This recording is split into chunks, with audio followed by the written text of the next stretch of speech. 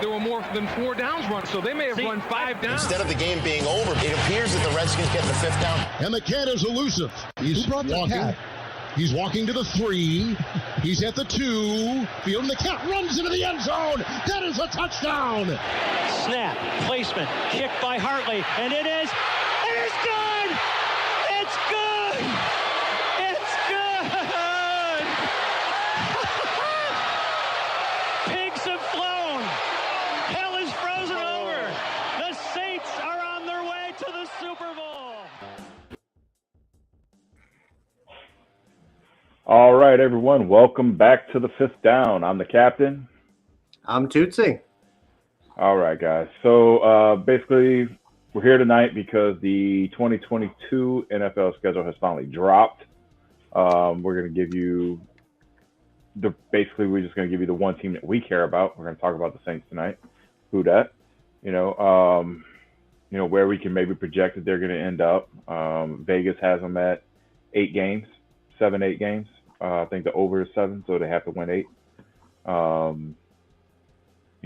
I have it a little bit more, but it's a rough schedule the way it's planned out. Week 4, we play that early morning game in London, and then the very next week on the Sunday, normally after you play an international game, you have your bye week. So we were on the assumption we were going to have a week 5 bye, which would have been horrible for the team. But we play the very next week. Our bye is not until week 14, I believe it is. Week 12. Sorry. Yeah. 12 or 14. It's way 14. back late in the season. It's 14. I'm looking at it right now. Which can be beneficial because you have that week off towards the end of the season if you're poised to make it into the playoffs. But if you're still fighting for that last, one of those last positions being that late in the season can be real detrimental because you're going through injuries and all these things like that can just pile up and pile up. So the schedule makers, I believe, were not in our favor this year. No. And then on the back end, we get the Falcons, the Browns, the Eagles, the Panthers. Yeah, and so the back end after the bye is easy, right? I mean, you would think it'd be easy anyway. You say that. I don't. Atlanta loaded up on enough defense, and that's always going to be tough. Cleveland is going to have Deshaun Watson. Cleveland is going to have Deshaun Watson at that point, and Philly is just they're loaded. Yeah, but the only thing I can really say about only thing I can say about Atlanta at this point is Marcus Mariota. Yeah. Yeah. But I think by the end of the year they're going to have the rookie in there. But look, first 4 games. At Atlanta, Tampa at home, at Carolina, and then Minnesota and London, which is, it's Minnesota. Right. You never know. I think we could go 3-1 here, and I could also see 2-2. I think 3-1's more of a legitimate who's the one run here. Is it Minnesota or here's the question. The one is either going to be Tampa or it's going to be Minnesota. I don't know if the Saints can keep that stretch we have up with Tampa where we're beating Tommy every time. I don't know if we can keep that up.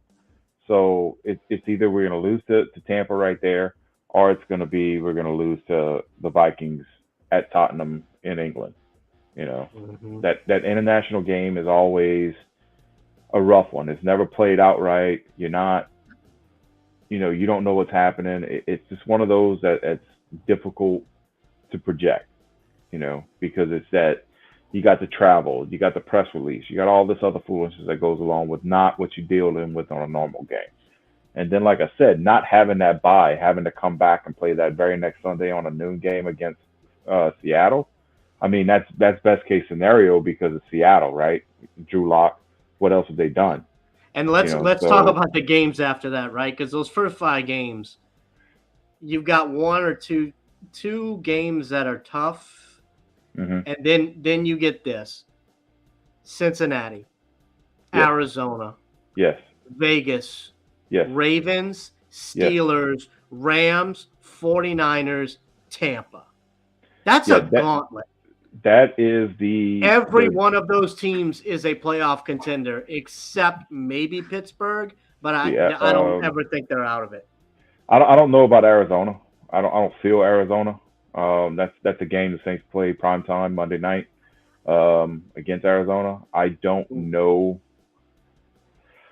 I don't know how I feel about that. Right. I feel like that's a game poised for the Saints to win under the highlight. Mm-hmm. You know, with Kyler Murray's foolishness going on there, that can be a big problem for them. You know, for Arizona is what I'm saying. It could be a big plus for the Saints at this point.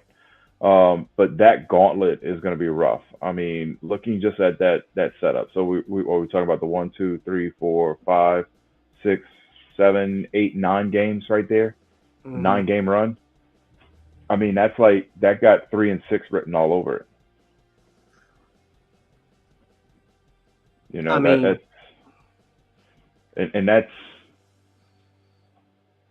I mean that's tough. You know, I have us projected probably at 10-7. If we can get those wins against Tampa, that puts us in the the lead for the division at this point. But that run from week 6 to week 13, that is going to be the test of your team. That is going to tell you who's doing what. It's going to tell you how they're Dennis Allen is doing his job. It tells you everything that you need to know about the Saints right there. That 7-game stretch is probably going to be the toughest in the entirety of football, because every single one of those teams are playoff caliber, are ready to be playoff caliber. It's just kind of one of those things. You know, you got the defending champs. I mean, Pittsburgh probably might end up being an easier game. So that's a lucky one. Baltimore. I don't know. Monday, they still have Monday all night. the weapons there, and Trubisky is going to be better than Ben was last year. Yeah, but I don't know if it's going to be Trubisky. I think it might be Kenny Pickett. You know. So that's what you're going to have going on there. But like I said, this is going to show you what the Saints are made of, right? If the Saints come out of this, and I have them at 10, I can see why Vegas said 7, looking at the way that this schedule lines up. But I mean, it starts favorable and it ends favorable, but that middle is just that got rough written all over it. Yep, I am not. I still think it's going to be good football to watch. You know, the Saints are going to be another must-watch team this year for sure. And I mean, look, we got Houston, we got Green Bay, and we got the Chargers for the preseason, right? Yeah, that's just looks like they haven't finalized that yet. You know what? Let's do this. Yeah, no, it's at Houston, at Green Bay, and then home against the Chargers. Dates are going to be what we're going to figure out later on.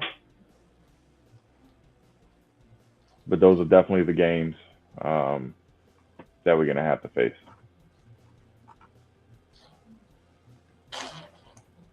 Yep. Schedule release. Oh, they have not officially released it yet. Okay. I thought it was going to be out by the time we started. Whatever. What, the preseason schedule or the official schedule? The whole thing. It's officialized, but. Well, I mean, this is the whole thing. This is it. I mean, you're looking at the schedule here. It's just those preseason games. They don't know when they're going to start and how they're going to make it go on. But yeah, so we got that. I mean, it's nothing else to really say about that, right? I mean, that's going to be a tough schedule. Like I said, I haven't projected about 10-7. I don't know where you're at, Tootsie. Just I think 9-8. I'm trying to be realistic this year. Yeah, but I want to see a 10-7. I think that's a legitimate possibility. Yeah, I'm hoping for 10-7. That'll put us in good position to do something to make the playoffs. Like I said, possibly win a division, and what that means by that, it depends on what Tampa Bay does, and because I don't think the Falcons are going to be fighting for it, and I don't think Carolina is going to be fighting for it, right? Yeah. They made good moves in their drafts, but both of those teams have so far to go to be competitive again, and I don't see that happening this season, especially with the lack of quarterback on either team. Yeah, it's our division to win. Like, we can win this division. And with the defense, you say it's our division to win. I say it's more like Tampa's division to lose at this point. yeah, that's fair. Because as a huge But Saints fan we've as I had am, their number. We've had their number. we have. But the reality of it is that the Saints, no Drew Brees, no Sean Payton, new coaching staff. I mean, yeah, a lot of it's the same people, but it's still under new leadership with Dennis Allen. You got different position coaches here now than we had before. And Jameis Winston, is he going to continue on where he left off with that 5-2 start? Are we going to get that Jameis Winston, or are we going to get 30 for 30 Jameis? I think we're going to see the new Jameis, and I'm excited about it. I'm looking forward to it. I think he's going to surprise some people this year. I hope so. I'm a fan. Look, I like Jameis. He has all the talent in the world. It's the football knowledge, where to throw the ball, and that's the question. That's the big question mark left with him for me. Is can he bring it to that next level? Because I think, I put the bet on him last year to win MVP.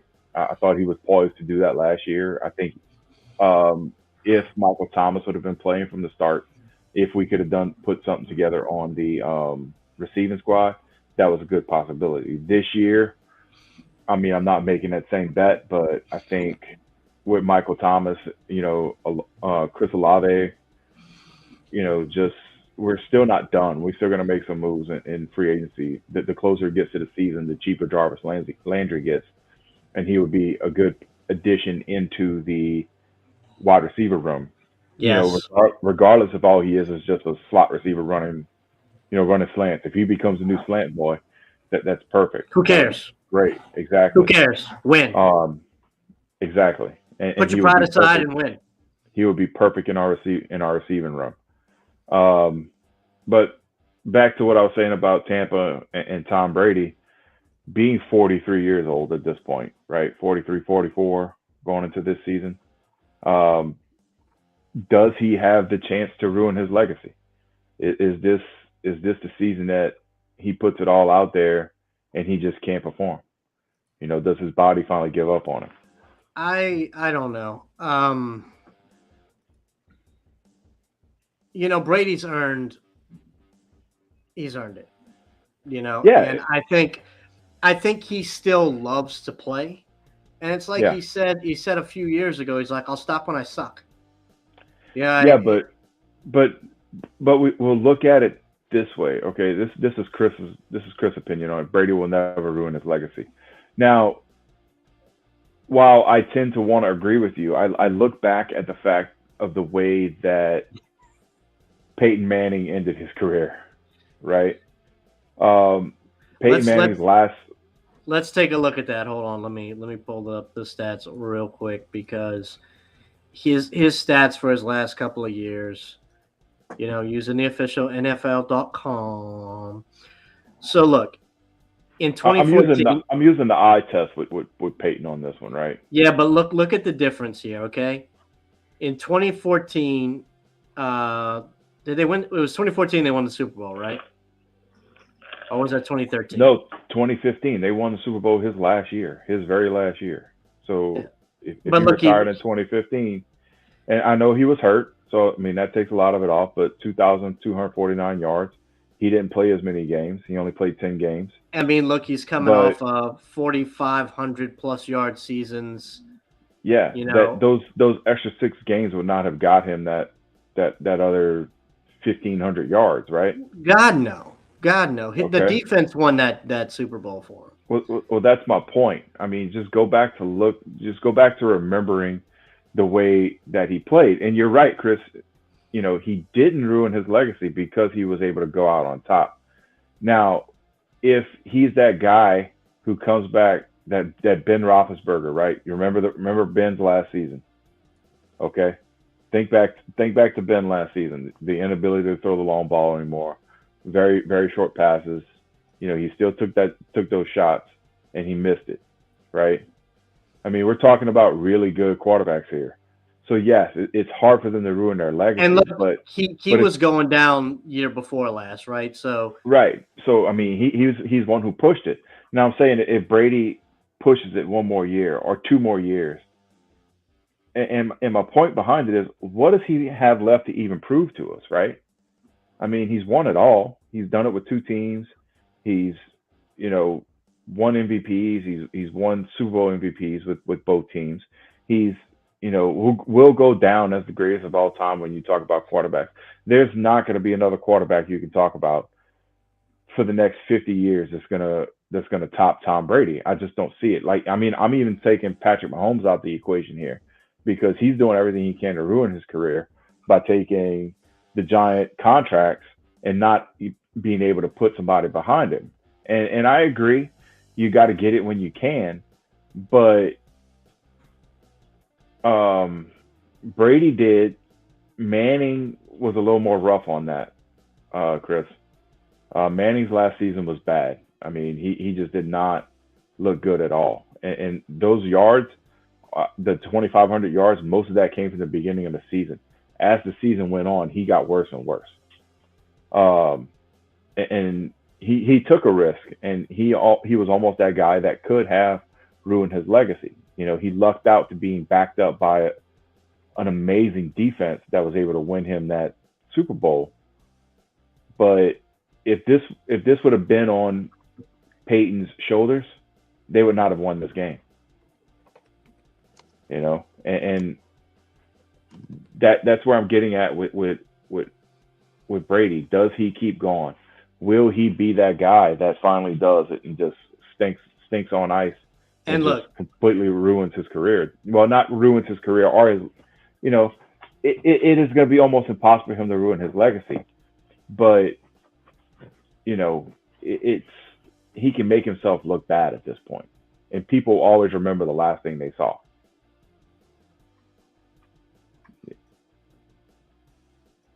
Anything, Tutti? You just leaving me out to dry there? Yes, I'm leaving. No, and the same thing goes with that. And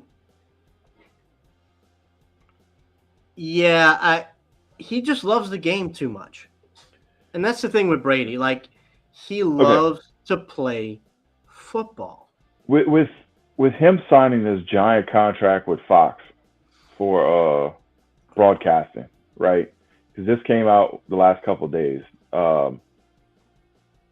Does this signal the end of his career? Because, I mean, we had the same thing with Drew Brees. They were talking about him signing a giant broadcasting career, and then the next season he ties it up.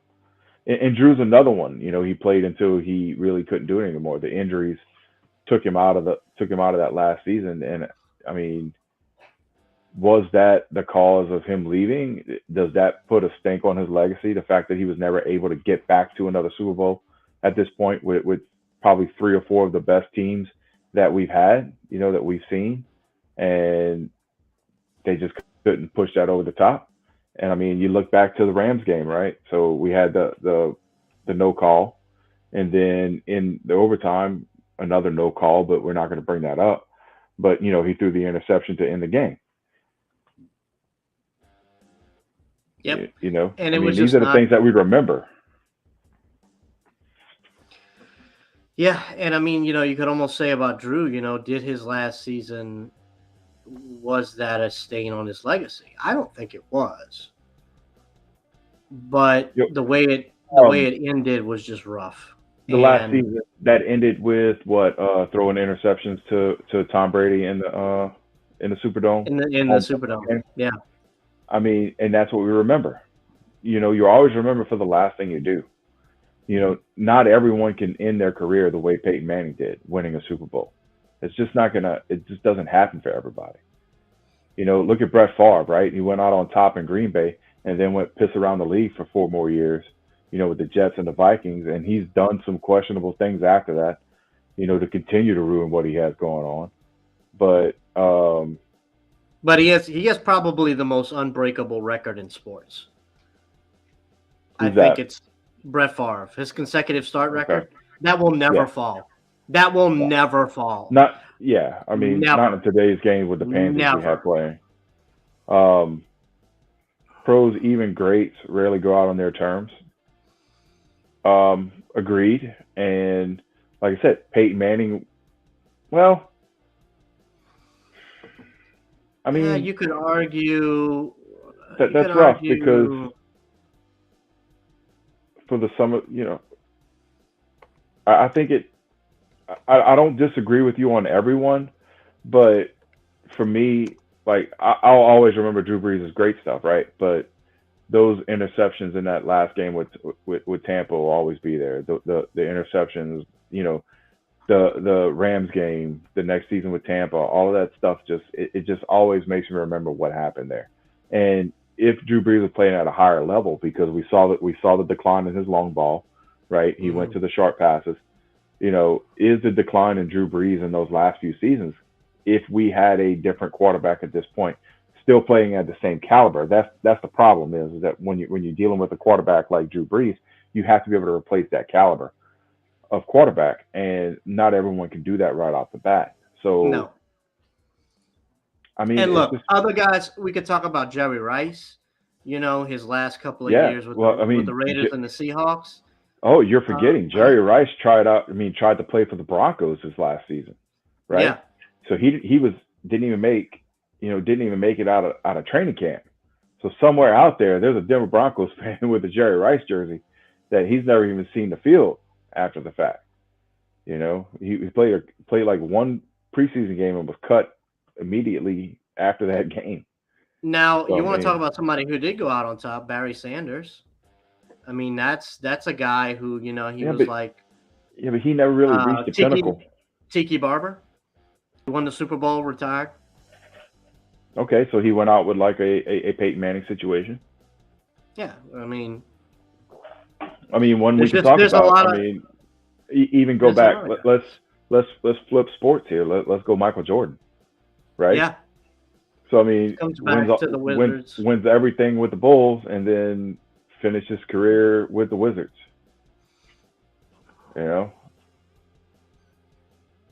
He is still one of the greatest. I'm not going to say the greatest. I think we just talked about that last year with our top 10 receivers. I think we made it through receivers. Then we did not make it to receivers, actually. We did quarterbacks. We did. We'll get to receivers. We'll do receivers this year. We got to do receivers.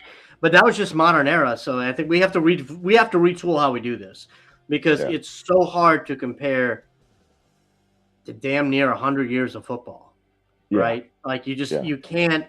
You almost can't chop it up at 2000. You almost have to go to like 2004-ish. Yeah, when it goes down to it, though, you can't talk about, when you're talking about receivers, you can't do anything about the receiver, in the early, before the 80s. When you could beat the shit out of the quarterbacks and in the 80s. What would be called interference today, but was fine 30 years ago. Yeah, in the 80s, it was a running game. They ran the ball. That's what they did, and before that. It didn't become a passing league till in the late 90s, actually into more of the 2000s, middle 2000s, when it became a real true passing league. Yeah, Greatest Show on Turf was really kind of when you. Randy Moss was probably one of the first receivers in that era. Jerry Rice was before then, so what he did with the 49ers at that point, those were amazing. But and then look, you got other guys. That's the point we're saying right now. Yes, that's exactly what I'm saying. Like, receivers didn't matter at this point. They didn't care. If you went up over the middle, they made you pay for it. Now you can't even breathe hard on them, and they're going to take you out. But, what I'm saying is, I don't want to see a quarterback like Tom Brady, who I never cared about before, and sully his name at this point, because he earned my respect with coming to Tampa and winning the Super Bowl there. He earned my respect. So I don't want to see him. I don't want to see him fall down the line and just totally just shit the bed for the next couple seasons and think, oh, I can still do it. I can still do it. I don't think he will. My point to it is, what does he have left to prove to us? I think it's nothing. He has nothing left. Beautiful man sells cars and shampoos. Yeah, he'll always be that. And he is one of the. He is objectively a beautiful man. and now one of the highest paid sportscasters. But I mean, that brings me to someone who, another topic real quick. It brings me to someone, who I have much disdain for in my life, but Aaron Rodgers, right? I mean, he got all this love from everything to do from the media. Everyone loved Aaron Rodgers. He was the greatest thing since sliced bread. And then all of a sudden last year, not lying or just omitting facts about COVID vaccinations. And people, didn't care for him as much, right? I respect the shit out of him for it. Well, that's He made his decision. He said, screw this shit. I'll take the consequences. I don't care. I mean, all his off-season antics, everything with crying about, I want a receiver, I want this, I want that. Same thing this year. I'm not going to play for y'all, this and that. Throw everybody up in the air, and then he signs a huge contract in the last season, which makes him lose one of the better receivers in the game. Dude that's going off the man's bun deep and got full of himself. That's what I'm saying. So, the man bun's the best. So we can go back and we can say that maybe Aaron Rodgers is the guy that ruined his legacy at this point, right? I mean, because he had everybody's love and he's done it. He's been the hero long enough to see himself turn into the villain. But at the end of the day, the front office of Green Bay did not support him enough, and Mike McCarthy is a terrible coach. We're back on. You always turn this into Mike McCarthy's a terrible coach. I try to work it in wherever I can because it's true, and he just happened to ruin Aaron Rodgers' legacy. Yeah, we know that Mike McCarthy is a horrible coach, but throwing a little hissy fit the way he is, and then look at. I mean, this is not someone who has a legacy at this point, but Kyler Murray's taking the same boat, right? Yeah. Throwing fits and crying. Oh, I want this. Give me a big contract. Okay, but no, Aaron Rodgers was way more polished than Kyler Murray is at this point in his career. Oh, agreed. But what I'm saying is, I mean, we're getting to a point to where this prima donna stuff in the league is getting very prominent. You had the receivers go on the run, all because Christian Kirk got paid in Jacksonville. All the receivers got out and cried at Devontae Adams, huge contract to go to the Raiders. Tyreek Hill, giant contract to go to Miami. Those two deserve it. Yes, they do. But, I mean, look at it. Like, you have to look at it at this point. There's only so much salary cap you have. And, yes, the salary cap is super inflated. We're almost at $200 million at this point. But when you're given almost, I said almost, I didn't say 200. I think it's like 180 or somewhere around there. Don't quote me on that. But I won't. What's the over and under on AB playing next season? The XFL kicks off next season, so there's a possibility for that.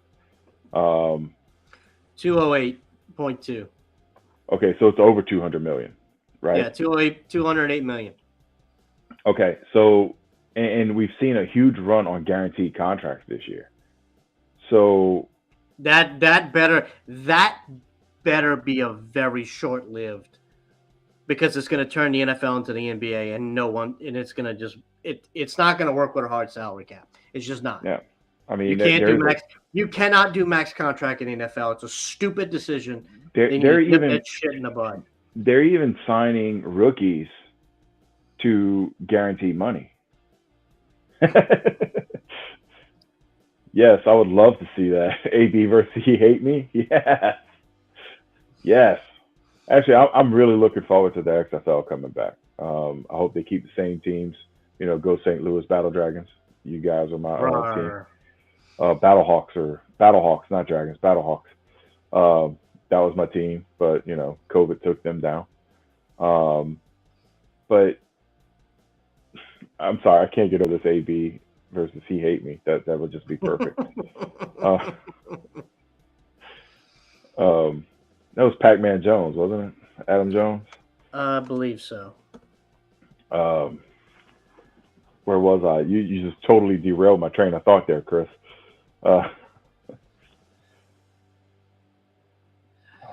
Oh Oh God. Tutu, you're gonna have to jump in, dude, because I totally lost. No, I think that was Rod Smart. I don't remember. I don't remember, but anyway. Well, I mean, he hate me is also Vince McMahon's thing too. Like, I don't know. It's just ridiculous. Yeah, that was Vince McMahon trying to turn wrestling into football, and that just didn't work.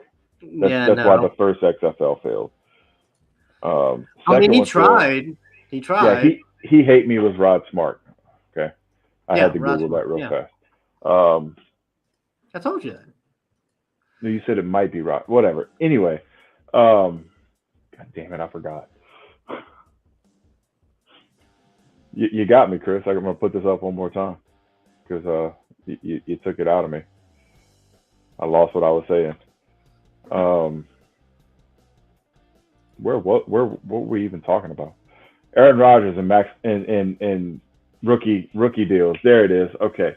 Yeah, there's been a huge run on rookies getting guaranteed contracts.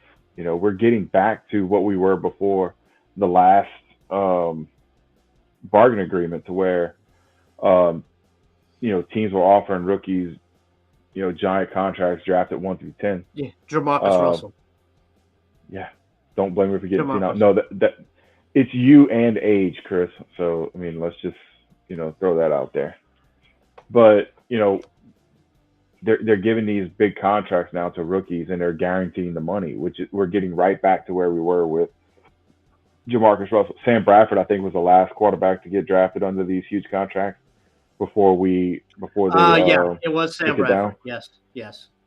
And they're doing it. They finally found a way, and it took them a way to get there, to come full circle and start paying these rookies. Because Sam Bradford kept getting hurt. Jamarcus Russell got a $68 million deal with $31 million guaranteed. Yeah. From the Raiders, and then he showed up to camp fat and out of shape, and just basically lost the starting job.